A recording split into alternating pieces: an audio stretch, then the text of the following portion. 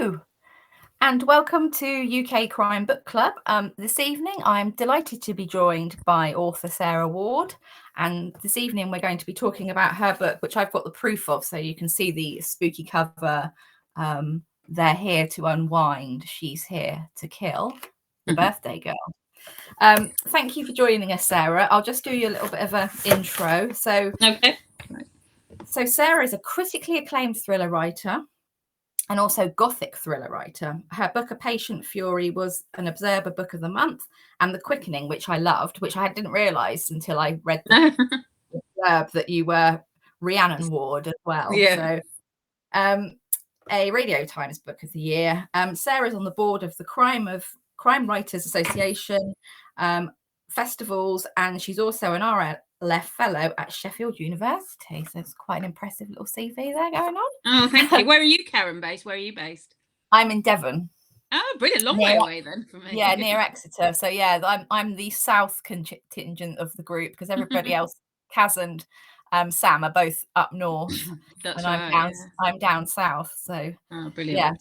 So The Birthday Girl was published yesterday. It was very exciting publication day. Yes. Did that go well?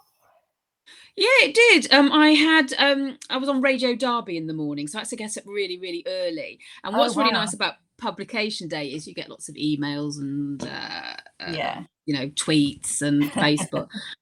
And I was driving, so I could just hear my phone going off. And bing, then bing, bing. I know. And then I sat in the studio waiting to go in, and I was busy, replying. And then I had to sort of stop for I was on for an hour because I wasn't just talking about my book. They have something called Your Say, where you talk about like issues of the day and what's happening. So I had to talk about corruption in the Met Police as well. Because this report had just come out, and it was like, oh God, trying to sort of concentrate while my phone's busy pinging. But yeah, it was great. Yeah. Oh, that's good. I'm going to just make sure that that I can do the chat as well, because we'll get some people asking for. Yeah, I can see Laura's said hello to us both. Oh, see, I can't see that yet, so I'm going to have to just try and get that to sort out. So, okay, I can see that. Would you like to tell us about The Birthday Girl? Because I really enjoyed it. It's very atmospheric.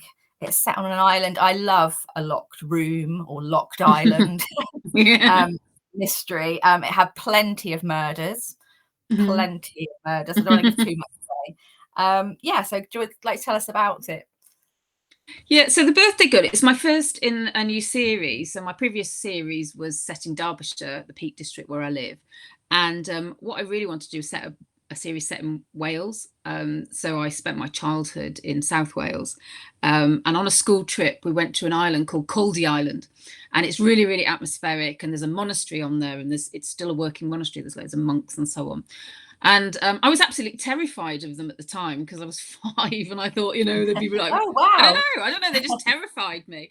And so when I wanted to write quite a closed setting, I was looking for an island really, and the best place to find sort of islands really, I mean other than Cornwall or whatever, is Wales. South Wales, Pembrokeshire in particular, has loads of islands inhabited. Some of them are inhabited, but I wanted it fictional because I wanted to be able to do whatever I wanted on this island really. So I created one called Eldey, so it's not that far from Caldy in terms of its title, and it's there's a former convent on there, so unlike Caldy that has a monastery, this has a former convent. And what happened in the late 1990s, there was a famous case, fictional case, of where a schoolgirl poisoned her friends at a birthday party, and she went to prison for quite a long time, and one of them survived, Grace, and she turns up at the island, a luxurious hotel, and she's won a prize. And it becoms clear that Bryony is somewhere is one of the fellow guests on the island. And a storm comes in, closed setting. And what I've done is I've made it pretty clear it's one of 3 women, basically. So you have to, because it's going to be a woman of a certain age, and so there's Yeah. pretending it's a man or something. So there's 3 women that it could be, and I intersperse with the points of view of these 3 women occasionally, but the vast majority is told from the point of view of a former Met detective called Mallory Dawson, who's been medically retired and has got a sort of security come night you know, sort of receptionist at the island. And it's left to her, when everything goes down, the telephone lines go down, it's left to her to try and work out which of the 3, because the case is really famous, so she obviously doesn't have to do any research into the case. It's one of these, the birthday girl was known by the press, you know, sort of mentioned by the press, so she doesn't have to rely on much of background knowledge. She just literally has to work out which of the 3 it is. I did quite a lot of research really to work out how they might get cut off. So, for example, the electricity might go down. Well, it doesn't. Yeah. It's the telephone lines. And funnily enough, the presenter on Radio Derby yesterday, when I was talking about it, said, "Did you know my grandfather put the electricity and telephone wires into Caldy Island?" It was just completely random. Whoa, I was like, why didn't I meet you a year ago when I was trying to work out how to cut off? That's amazing. Caldy. So yeah, that was funny. Coincidence. Because I mean, the setting on the island, it was a really great place for a serial killer to strike, wasn't it? So because, you know, you've got those, I definitely sort of felt those Then There Were None vibes. And so you sort of said, you know, you were inspired to sort of set it there because of your trip and everything. And I was really intrigued by whether I was going to Google to see whether it was a real island, and then I didn't. So Caldy, is that spelt near like CALDY? DEY, yeah. I'll have to Google that because I'd not heard of it. Because there is when she, like, right from the very start, when Mallory gets on the boat to go over to the island for the interview, you sort of, even from the outset, you know that it's sort of, you know, the what's he called, Owen, the boatman. He sort of says the island chooses its guests, and so you also almost think, oh, that's a bit weird. And I sort of imagined him that. Do you remember the advert where they sort of, you know, say, I've never known a night like it, and I'm not looking forward to the journey home. I imagine it was like him. He goes across with his ferrying, and you sort of, they've all sort of got backstories, haven't they? You know, Mallory has got her story. She's been injured in her job in the Met. You don't, in the beginning, you don't really know exactly what's happened to her, but she's got divorced, and she's sort of estranged from her son. But I think there's a lot, you know, when I was reading it to begin with and I was going through, I wrote down all the characters, and there's a lot, isn't there, when you go down? And how did you sort of keep track of them all? Because there are quite a few, and then you've got the 3 women who are I mean, to be honest, to begin with, it had a longer lead up to going the island, my first draft. So my first draft opened with Mallory getting injured, so you could see immediately what's happened to her, and and so it's clear why she's going to the island.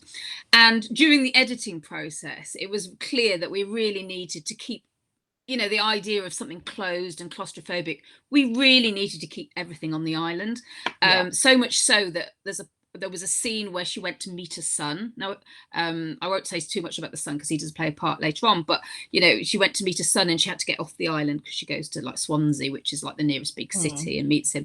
And it was just like, it just doesn't work. You really needed to focus everything on the island, which means the book literally opens with her going there, which means then you have to weave in the backstory as you go along. And I suppose, well, I do a guest list right at the front, because you do, which was really helpful. To flick back and forth, because it's a hotel, and obviously you're not, well, I do mention everyone in the hotel. I could have expanded it even more, you know, but you know, it was trying to make it manageable, that there's enough suspects, so, you know, it's not obvious who it is, but and there's enough people to die, you know, that die, but at the same time, it's not really confusing reader. And I think the three women who might be Bryony are in fact, they're quite different, aren't they? So one of them's a mother of a young child who she's brought over with her, and it's not an island for a child really, so that's quite strange that's happened. And then there's Mona, who's she's doing some paintings, illustrating a book, and she's very glamorous and so on. And then there's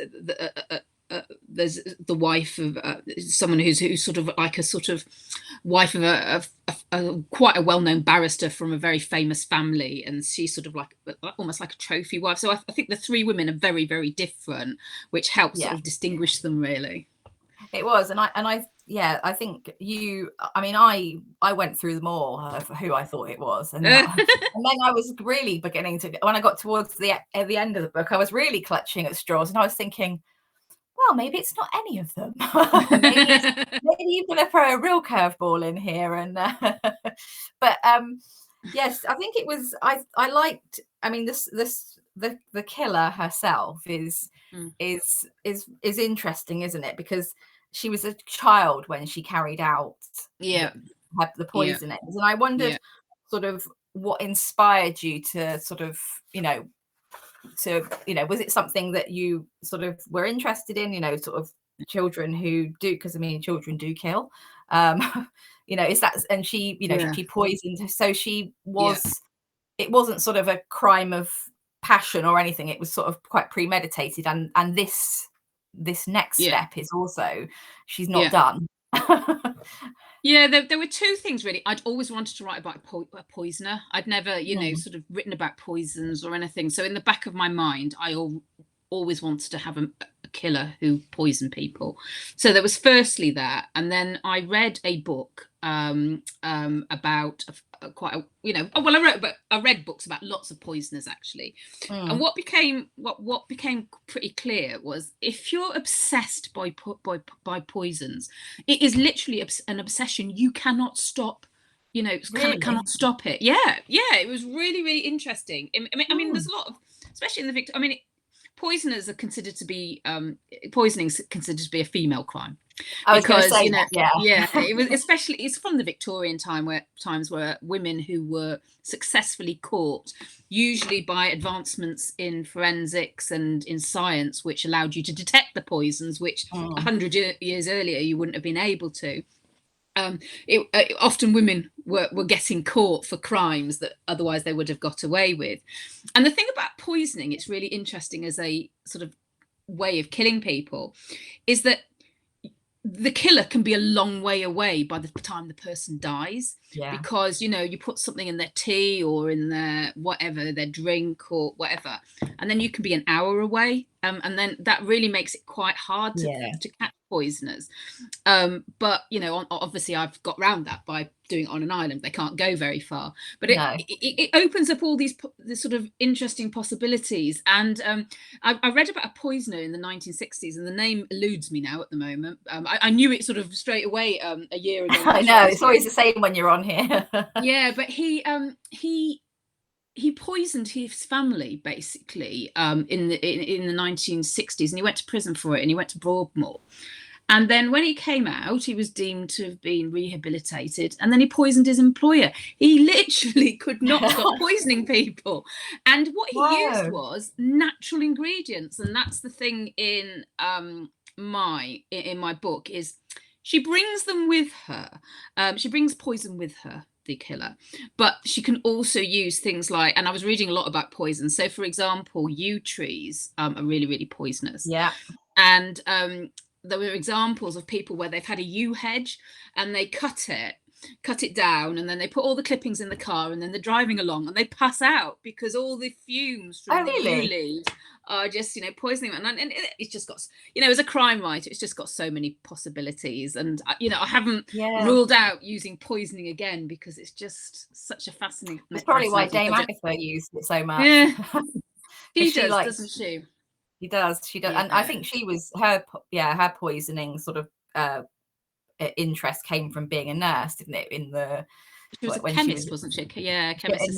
Chemist in the war, wasn't it? But I think yew trees also, they've got some sort of thing about, because they put them in churchyards, don't they, where That's right. Yeah. to ward off evil or something, which is probably why, because they're poisonous. But Yeah. yeah, And the that's leaves. really fascinating. Yeah, the leaves apparently aren't edible for animals. So, you know, they kind of were put in churchyards so the animals wouldn't be sort of eating them as well. But it's really interesting because digitalis is another one, isn't it? Yeah. Foxgloves and belladonna. That's another one which apparently people use homeopathically. Yeah. So Laura's saying daffodil bulbs. Oh yes, apparently they were controversially located in the food aisle in Marks and Spencer's near the spring onions. Oh my goodness. Yeah. Lots and lots of bulbs are poisonous, and so you don't have to actually be able to, you know, you don't need to have your own sort of chemistry kit in your bedroom. I mean, you can literally go outside and find things. Find things in your garden. And there's the poison garden, isn't there? Is it Chelsea? Is it Chelsea or I was going to say the Physic Garden. Yeah. Did you always know when you started to plan the book? Did you always know that Bryony was, you know, she was always, was that when you had the idea originally with the island, did you know who your killer was going to be, or did that sort of progress as you started to write? It progressed as I started to write. I do now plot my books much more than I used to. So my first series, I didn't really plot them, but for my ghost stories, my gothic thrillers, I felt I really needed to plot them because there was a supernatural element, and I needed to work out how far I was going to go with that and whether or not there was a rational explanation. And you can only do that by plotting. So for this series and other books that I've written since, you know, I've sort of do try and work it through. So no, I had the 3 women, and I was a bit oscillating between the 3. But then I have, you know, you have to come up with a reasonable explanation which of them it is, and then I was trying to mull them over, the one that it is I think worked the best. And then I sort of, in my second draft, I went back and rewrote it in a way that, you know, trying to give it, because what I have to do is to try and make them through all 3 equally possible, you have to sort of write scenes where they're mulling over the same issue from different points of view, but it doesn't make it clear which one it is. So it's trying to sort of you know, blindside the reader a little bit. So that was actually quite fun, and I could only really do that once I just definitely decided who it was going to be. So that so 2 of them were saying something and it's completely innocent, and one of them saying something and it's not innocent, and that's where I had to weave it through again in the second draft, really. Once I decided you stumped me, because I was convinced that it was one of them and I was wrong. I'm not going to say which one it was, but I was absolutely convinced who it was, and actually it's and because of, but then that was those sort of things where I was going, well, but she's saying that as well, so she's what's she hiding? And I think that was quite interesting how you know how you sort of weave that in to make it so that actually it was you know, you really had to go nearly right the way through. I mean, I didn't guess. I was like, that's good. So I like that. I don't like guessing. I always think I feel a bit cheated if I guess. Okay. I think it's safe to say all 3 women have got something to hide, haven't they? Yes. So that makes it more fun to actually, they are hiding things, the other 2. So Mallory is she going to be your character for your series? Is she going to be your sort of I like her. Yeah. So I had to then, for my next books, I had to think, well, how can I weave her into crime, really? Because for the birthday girl, it's straightforward. She's left the police. She's got a job as a night manager, and the storm comes in and she's on the island with the killer. So there's a reason why she's trying to solve the crime. But then you think, well, for future books, obviously she's not going to be at the hotel because you can't keep having killings on the same island. So, you know, I moved it to, you know, it's going to be in Pembrokeshire, which is much wider space. But then it's like, well, does she, you know, it's still the same problem. Does she go to, I don't know, Tenby or Pembroke or whatever, and somebody dies? I mean, how would she get involved? And then, funnily enough, one of my students, one of my writing students, used to be in the police, like Mallory, and left, and he became a teacher, a teaching assistant, and he's been writing a crime novel, and I've been, sort of talking to him. He joined one of my classes, but he's now actually rejoined the police as a civilian investigator, and he was telling me that, with resources really cut and so on, what the police are doing is advertising for ex-coppers or people with investigative skills, mainly ex-police, to come back in as civilian investigators. And he's taking charge of cases, really. I mean, Really? he's doing some really significant stuff. What they don't have is powers of arrest, so he can't actually do the arresting, but all the the interviewing and reviewing, especially cold cases he's working on, is like, that is perfect for me, because that's really good. It will give a reason back in. It gives a reason why somebody would find themselves in all these different murder investigations, because otherwise it's just going to be really hard to make it, sort of suspend disbelief, really. So I've been doing, so my second book, which I finished, the title hasn't been agreed or whatever, but she is actually asked by, now there's a detective who comes in at the very end of The Birthday Girl, called Harry Evans, D.I. Harry Evans. Harry with an I. Harry with an I, the Welsh Harry. And he mops up, basically, after Mallory has finished. And he approaches her in the second book to help with a case, and that's the second book, and it's set in St. David's, which is a lovely part, the big cathedral on the edge of it, sort of great. By the sea. So there's lots and lots of lovely, stunning locations. It's good. Be great as a TV series, wouldn't it? Is that something you would like? Very picturesque. Do you know who I think would be really good as Harry? He plays, except there's no role for him in the first one. He comes in right at the end. He's only on the phone, isn't he? But for the second one, I'll tell you who I had. Now, all my books I've ever written, I've never got anybody in mind in terms of TV. People always say, who would you like as, Louisa in The Quickening, or Connie Charles in my Derbyshire books? I've never got any idea, but Michael Sheen, I would love to play Harry, the Welsh actor. He'd be brilliant. And I just had this image of it, because he's just not how I imagine him looking, but the sort of in his 40s. I think he's in his 40s, maybe he's a bit older now, but in his 40s, and sort of greying hair, but the Welsh sort of curly hair.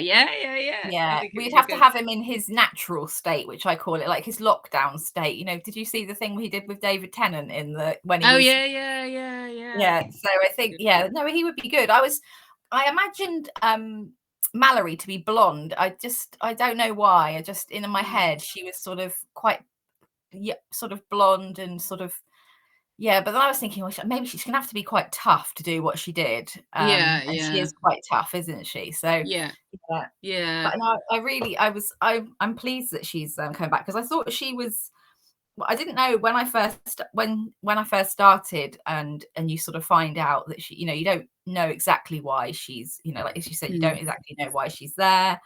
But did you know right from the beginning that it was going to be a series, or did you write the first book and then decide it was going to be a series? Because so I wrote the first book and didn't know, I've changed publishers, so I didn't really know what a publisher would want in terms of, because it could work as a standalone, you could just, that's it really, what is resolved. But no, they were really keen on a Welsh series, and that was great for me, because obviously I know Wales quite well. So then because with a series you have to make sure there's a good series arc as well, so I actually pulled a few things out of the book, because you don't want to give the character everything. The thing about standalones, because my previous two books, my Rhiannon Ward books, have been standalones, and it's like you can just do anything to your character, because they're never coming back. You can traumatize them as much as you like. Whereas this, I thought, well, I don't want to throw everything at her. And then what do I do for the next few books? So I actually pulled some stuff out, especially in relation to her and her son, because her son is living with his father in London. And I think there was quite a lot of mileage there in terms of that relationship, and, the problems of having a teenager, and the various and how different like rural Wales is to London, but it does have some similar areas of deprivation. You don't realise that when you go on holiday, but it does have deprived areas. So so I pulled some stuff out because I wanted to sort of make sure that there was other stuff to bring in. Yeah, exactly. So some of the characters are quite unlikable, aren't they? In the in your guest list, Noah particularly is not particularly pleasant. Did you and Dr. Michael? I liked. I sort of he was quite an enigma. Dr. Michael. I was in the beginning. I was like, oh, it's one of those doctor ones, and then I was like, well, it can't be because he's not a woman. But then I thought, oh, but then there's things that happen, and then you're sort of. You think, well, he's, he must be involved somehow, or is he not? But did you have sort of characters when you were writing them? Did you have ones that sort of you really enjoyed, like you like really sat down and was like, yes, I'm writing them today. This is going to be great. Or did you enjoy them all? That's an interesting question. I liked writing Noah. So Noah is a sort of amalgamation of all the. I lived in London for 10 years, and sort of various you meet various people in London, and some of the men I met were quite entitled, and he's all of that, isn't he? I've been to a sort of had a public school education, and I remember someone coming into my house and sort of saying to me, "I don't read books by women," and at the time I was much younger, and I never thought to say, why not? Any particular reason?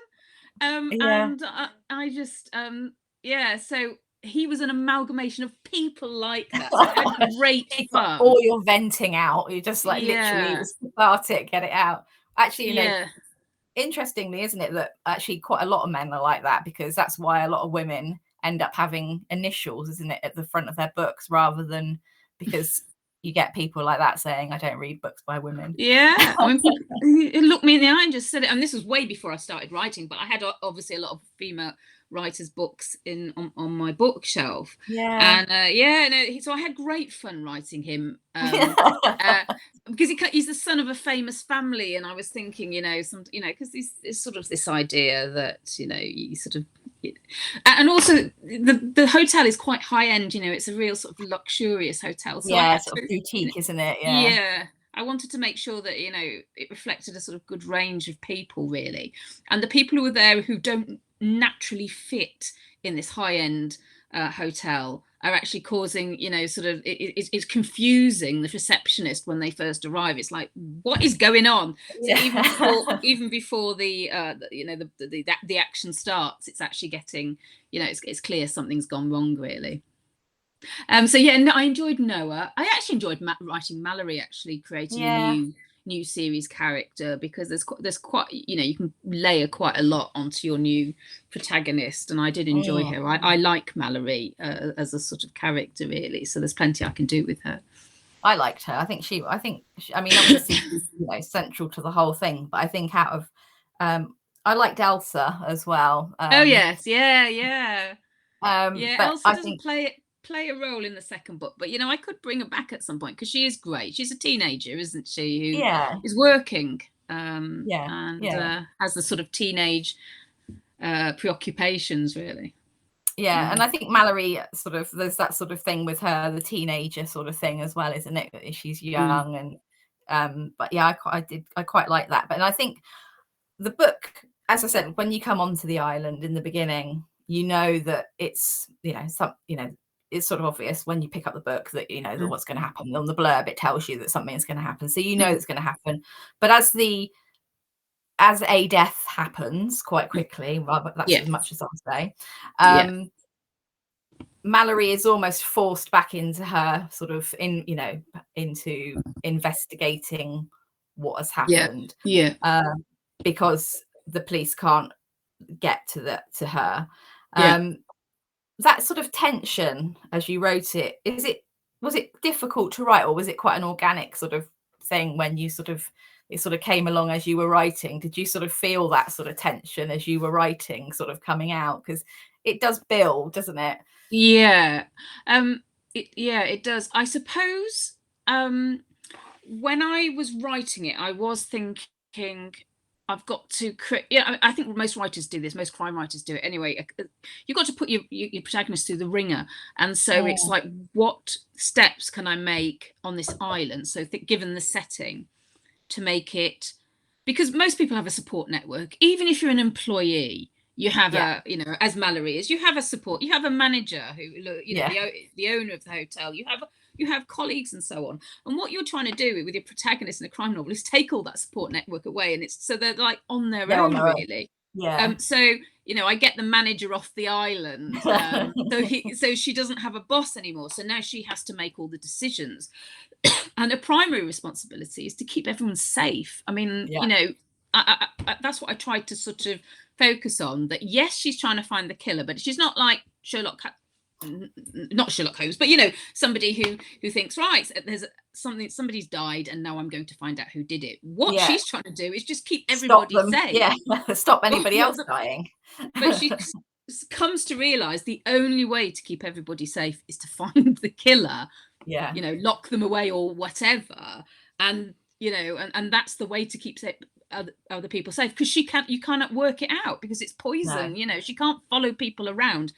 Someone's putting poison in various things.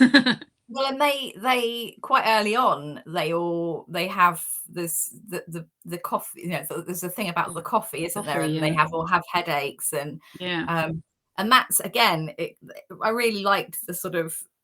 It's almost like the little seeds of like, okay, is that going to be, you know, well, she's got a headache, so she can't have been poisoned. You know, it can't be her because she wouldn't have poisoned herself. Or is she saying she's got a headache because, you know, then it makes it look like she's, you know. So it's, I think, it was really clever. But I did you the Birthday Girl, which is quite a, when you sort of pick it up, you think, oh, you know, it's not a, did you pick the title, or was that chosen for you? Or no, I picked it. I did go through a couple of things. I had The Poisoner at one point, and then I had The Cloister, because it's the Cloister Hotel and it's a former convent. But I like The Birthday Girl, to be honest. I like The Birthday Girl, and I thought they might change. They might change it. I'm quite relaxed about my titles because they often get changed. But no, they liked The Birthday Girl, so we kept that. So I think I might have woven a little bit more in once I decided it was definitely going to be called The Birthday Girl. You know, I might have emphasised it a little bit more in the newspaper article that Mallory finds where it mentions. And since then, she's been known as The Birthday Girl. I sort of pushed it a little bit, but yeah, no, it was my title. So was that quite fun, sort of inventing? So, like, I know you said at the beginning that, you know, this sort of idea came from this guy who did it, but was it quite fun to sort of, you know, make Bryony and her sort of backstory and then bring her to being an adult? And yeah, it was. And in fact, I did write more scenes from Bryony's point of view that I then deleted, because there is quite, you know, there's the guests and there's Mallory, and I just couldn't have another point of view, really. It was just too much. But sometimes when you're writing a book, the things that you take out aren't lost. You know, it's part of the backstory. So my first ever book I wrote, I never published, never even sent it anywhere. I just thought it's not that good. I can do better than this. I was going to say, it won't be like one that you'll bring out in a few years' time. Never. But I liked the police characters, and so I picked their characters and I put them into what became my first published novel, In Bitter Chill. And I'd written a whole book as a backstory, in effect. But so it's not lost. You know, I felt I had quite well-rounded characters from that first book, and then you can just weave it in that book and subsequent ones. So I deleted quite a lot of scenes from Bryony, and so I played around with it. I hinted that she'd been poisoning her family. So before the killing of her school friends, her family have been ill and so on. And then I thought, you know, if I get her family, then the reader's going to be thinking, oh, what happened to her mum and what happened to her brother? So I thought, I've really got to focus on the island. So I did quite a lot of backstory that never made it into the book, but that's fine because it's part of, you know, making something a bit more rounded, really. But I think every writer does it. Yeah, because I think I've got some hellos. So hi, Sam and Caroline. Caroline said, as your book's called The Birthday Girl, what's the worst birthday gift either of you have ever been given? Oh, goodness me. Oh, I'm going to have to think about that one. And then think about who's listening, just in case they gave it to me. Yeah, I know. I was just thinking that. I don't know. Oh, I don't. Yeah, I'm not. Do you know what? I'm not a massive one for birthdays. I used to have a colleague who I used to work with who always took her birthday off, and I could never understand it. It's like I always do that. I take mine off. Yeah, loads of people do, and it's like birthdays for me are just another day. I'm just not that bothered about them. So, if someone gave me a gift that I didn't really like, I don't think I'd be that bothered really. Nothing springs to mind in terms of terrible birthday gifts. And I'm terrible for forgetting people's birthdays. Like even on Facebook when it says, "Oh, it's this person's birthday," I think, that's nice. And then about 4 days later, I think I really should have wished them happy birthday. Yeah. You don't do the happy belated birthday. Oh, well, I should do, really, shouldn't I? You know, I'm lucky I get any happy birthdays on my own birthday at all, given how bad I am with other people, you know. See, my birthday is the 27th of January, which is the worst day. Well, January birthdays, nobody's got any money. They've got, you know, everybody hasn't been paid since like November. So you tend to get quite an eclectic either re-gifts from Christmas or sales things. So Sam says she knows a teetotaler with a beard who was given a choice of one of 3 bottles of ale and a razor. But it wasn't a razor, it was shaving foam. Oh, actually, it looks like I'm drinking wine. This is Fizz Zero. I don't drink, actually. I'm a teetotaler. So someone giving me a bottle of wine, but it wouldn't be a terrible gift. I'd just have to pass it on, you know. You'd have to re-gift it or give it to people when they come to the house. I do that a lot, actually. When I do library events and so on, people often give me like a bottle of wine, and I just stack them all. And then like at Christmas, my family, I'm giving it all away now. My family get, you know, wine, and they're like, "Oh, thanks very much." And it's like, well, I didn't actually pay for it. So. When we're talking about the sort of locked room, sort of stranded storm, it always makes a really good atmosphere, doesn't it? And the thought, I think it's partially the thought of not being able to escape, and particularly not being able to escape when there's a killer on the island. But also then you've got the danger of if you try to escape because of the, you know, natural disasters or whatever. And I said, as the book sort of progresses as well, nobody really knows who they can trust. And that sort of plotting of and putting those obstacles in of like, so why people can't just go, right, I'm going.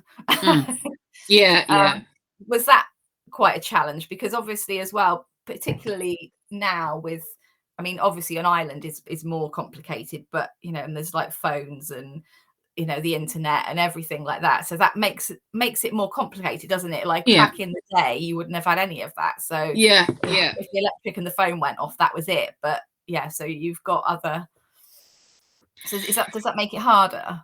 I don't know if it's harder or not. It's just one thing I like to do now and then. So the Quickening that you'd read was all set in one house, and it was really claustrophobic. And obviously it's a historical, so there's no internet and so on. But I think it was the fact that I had to make it everything interesting that happens only in one very small place. And I think that's with The Birthday Girl, that's what I was trying to do in a contemporary setting.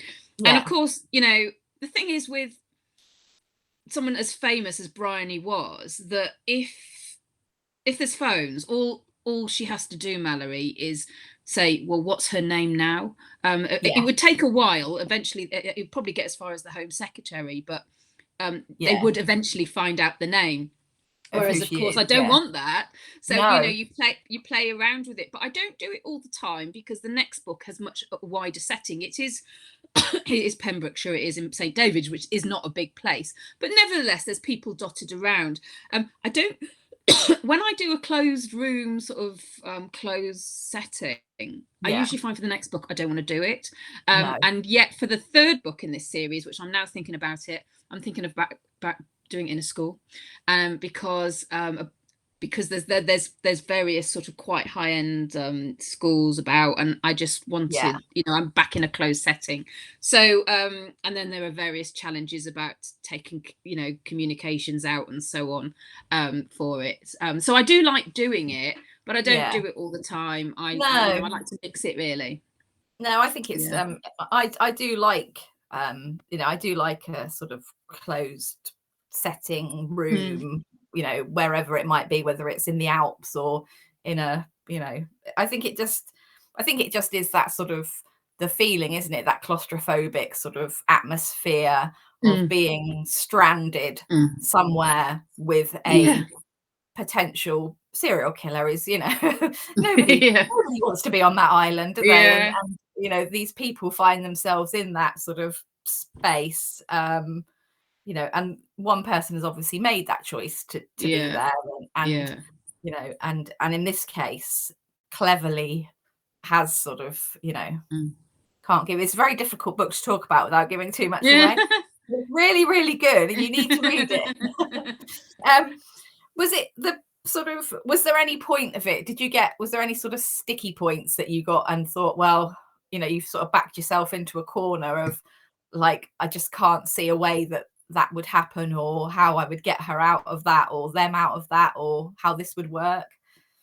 All the time, or when I'm writing crime novels, all the time, I just get, at the start of every novel, I always think, I'm going to write a simple one this time. I think, right, I'm just going to make it, one thing and an investigation. And I don't know what it is, but I just seem to add things in, and then I'm pulling my hair out trying to make it all make sense. And so I've just done it with my second book. There's 6 suspects this time, but I know, well, and it's just punishment, aren't you? And it was just like, oh god.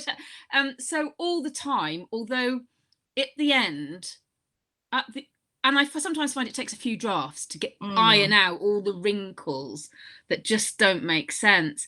It's like, the coffee, like there's poison. Bryony, as well as trying to kill people, she goes to the island because she wants to exact revenge. But in addition to that, she just wants to poison a few people anyway, because it's her obsession, and that she puts poison in the coffee. And it was trying to work out how she might do that.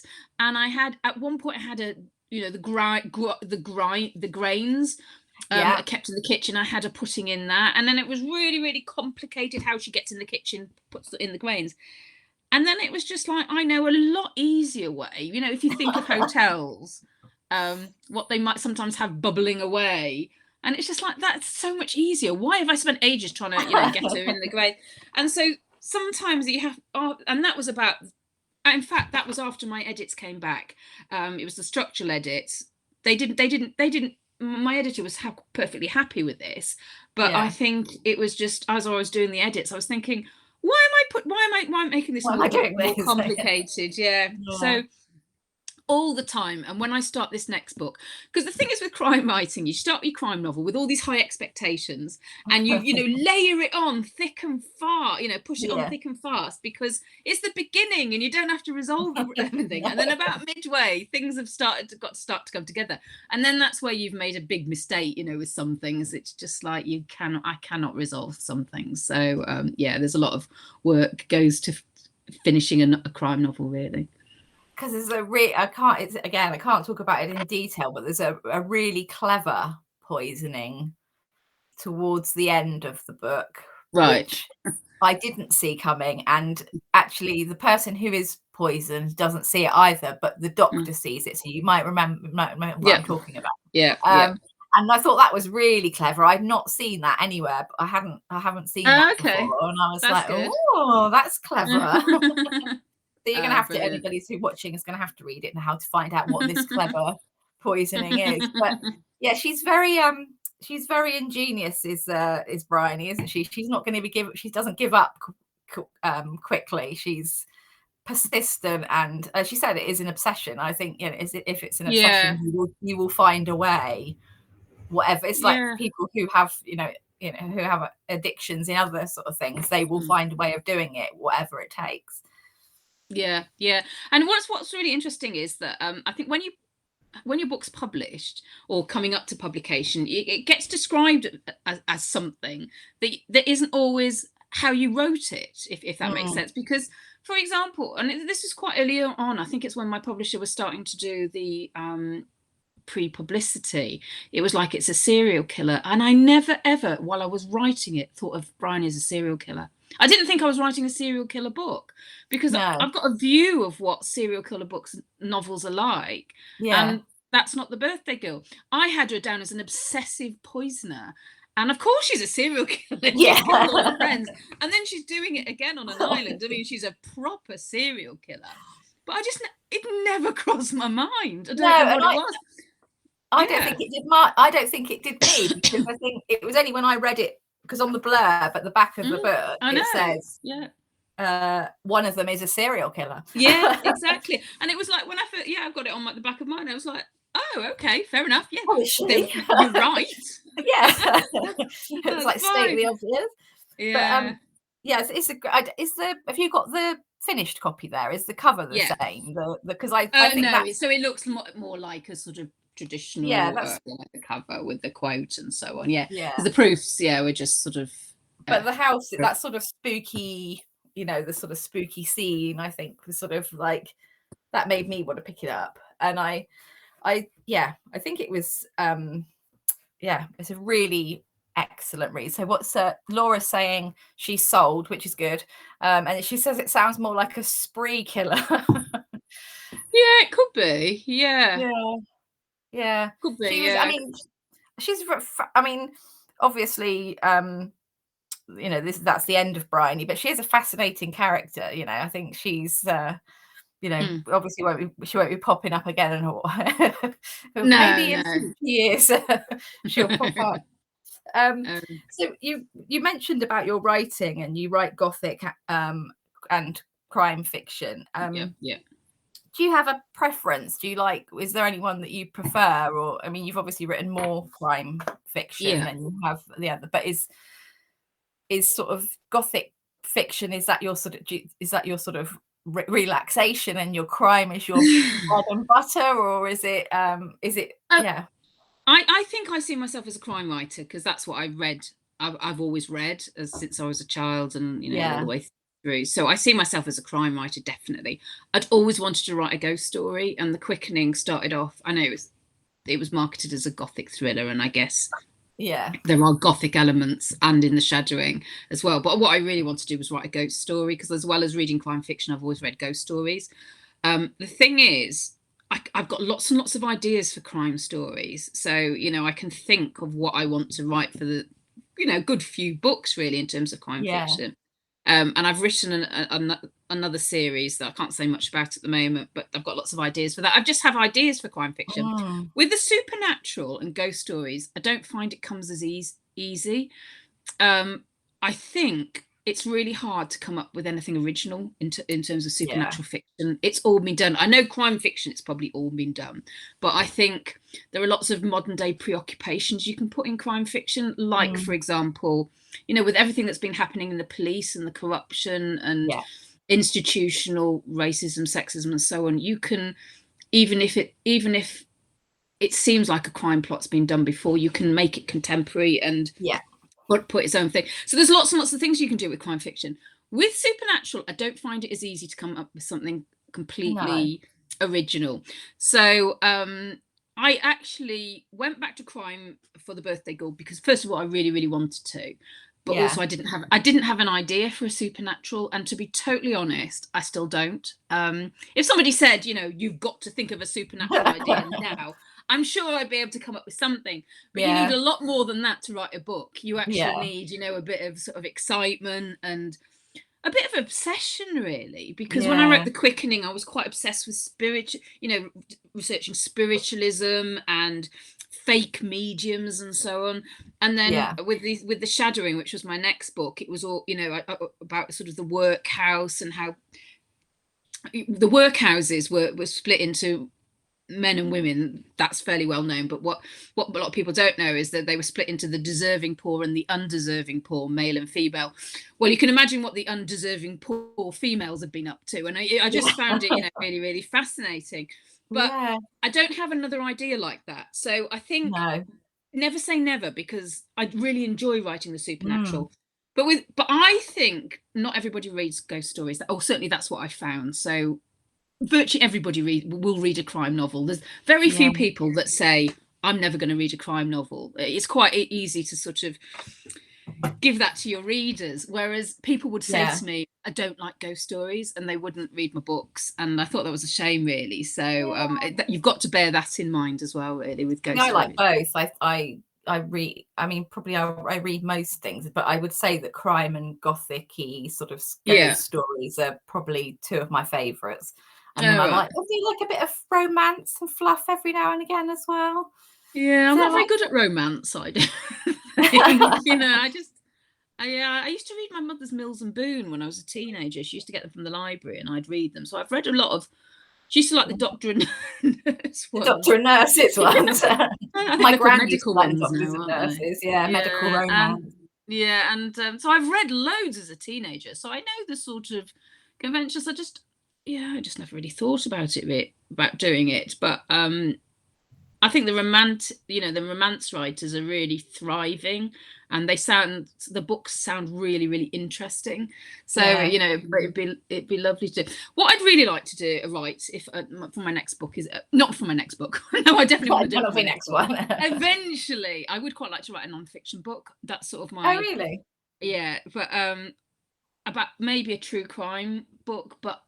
Do you know what? I haven't come up with something that would keep my interest going enough, and it's slightly different to what other people have written and so on. So, but if an opportunity came up, I think I'd like to do that. What I particularly like the books, you know, where something's happened and then the journalist goes to the court every day and sort of sees how it plays out. And in fact, I read quite a few of those when I was researching The Birthday Girl about child killers and so on. And I think something that I could be in from the beginning rather than just sort of doing it from a sort of external point of view. So yeah, it's kind of that's another thing I would quite like to do at some point. But the thing is with crime is there's so, like you said, there's so many genres within crime, isn't there? You know, you've got your cozy, you've got your psychological, you've got your, you know, your sort of we were talking about the other day, and you know, there's so many sort of areas that you can go to and still stay within the crime, you know, sort of umbrella as such. Laura's saying Louise Jensen writes romances with a twist under a different pen name. She says she needs to write them to write psychological thrillers. That's interesting. I can't remember who I spoke to once before who said that they would love to write a romance, but they knew that there would be a murder in it. So they said that would probably not sell that well. You've got the element of surprise, haven't you, in there? Is there we're talking about, you said that you'd sort of read crime, you know, most of your life, and so do you have a favorite crime writer, and have they inspired your own writing at all? Well, one of my all-time favorite crime writers was Ruth Rendell. I just loved all her books, actually. Her Wexford series I really liked. I liked her standalones. I liked her Barbara Vine books. So I think she's inspired me, because what she liked to do was depict the sort of slight weirdness in families and behind closed doors. And I think that's interesting for me, whatever I'm writing. It's like when that door shuts, even if it's the hotel bedroom door, what's going on behind that door, really? So yeah, she's a big inspiration. But you know, I read all the crime fiction. I just read anything, really. So I really like Scandinavian crime fiction. I read a lot of crime fiction in translation. And in fact, I'm a judge on the Dagger, the crime fiction translation Dagger. So I've read a lot of Japanese and Chinese and Korean. I quite like the Japanese. It is really interesting. and a completely different way of looking at the world and so on. So Mm. I just find it really, really interesting to see how things are done in different cultures, really, that, Yeah. you know, how things are investigated and what the norms are in terms of the investigator. And, Yeah. you know, there's quite a lot. But I particularly like Scandinavian crime fiction, Nordic noir, because I like the sense of place there. And whatever I'm writing, I really like to bring out the environment and the atmosphere and the setting and so on. So a lot of the Nordic noir writers have inspired me. Well, I think like Ragnar Johannes, is it Jonas Jonasson, yeah. His books are just so, the settings are so bleak, and you know, that I just I love those, and I think that sort of whole sort of, you know, Icelandic, and you know, you've got the snow, you've got that sort of, you know, strandedness again, haven't you? Yeah, exactly. And I think everything feels worse when you're like 10 foot deep in snow, or yeah.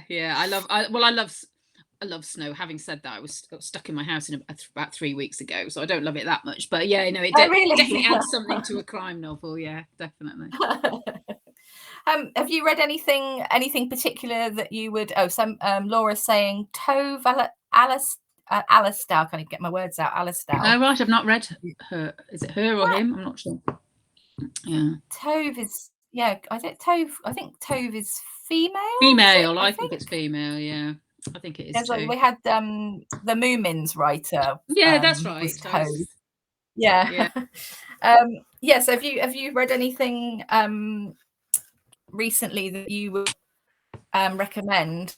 Yeah, so I've read 2 really good books recently. So the first one, he's actually on my panel at I'll just get my Kindle up. So the first one is he's on my panel at Crime Fest. I'm moderating a panel as well as appearing as an author, and it's called Black Lake by Guy Morpeth. And I've heard of him, yes. Yeah, I really like time slip novels, and I like speculative fiction as well. I couldn't write it. I just don't have that imagination, but I love, you know, the sort of things set in the near future.